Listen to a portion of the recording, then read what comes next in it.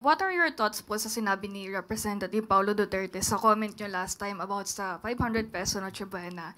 Sabi niya, kung ganyan din lang ang level ng analysis mo, mas bagay siguro magnotaryo sa recto kaysa mag-lecture sa taong bayan kung sapat ba ang 500 para sa Noche Buena. Actually, nabasa po natin mismo yung kanyang media release.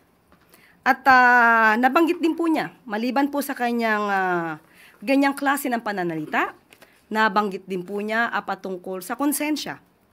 So, siya pa po ba ang magsasalita tungkol sa konsensya? Hindi po ba ang kanyang sariling ama ang umamin na he killed people? Sino po ba ang may kakilala na hitman at kayang magpa-liquidate? At sino rin po ba ang umamin na hindi gumagalang sa human rights? Now, are we talking about conscience?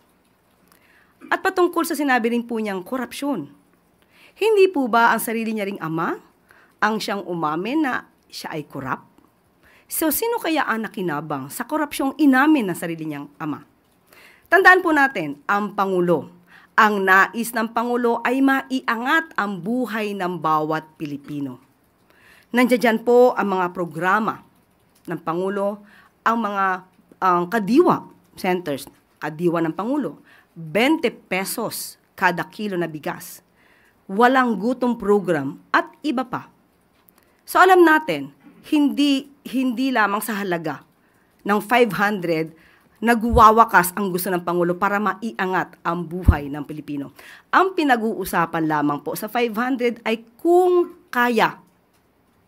Kung kaya. Maski na po ang isang eksperto katulad po ni Steve Kua ng Philippine Amalgamated Supermarkets Association Incorporated ay nagsabi rin po at umayon sa DTI. Ang pinag-uusapan po dito ay kung kaya. Iba po ang usapin na dapat mas marangya, mas festive kapag pinag-usapan natin ang handaan pamasko. Ang pinag-usapan natin dito ay kung kaya. Yun lang po ang issue ng DTI at the time dahil ang DTI po, pinagmamalaki po nila na ang mga manufacturers ay nakausap nila. Manufacturers ng mga basic needs, basic commodities, na huwag magtaas ng presyo hanggang katapusan ng December.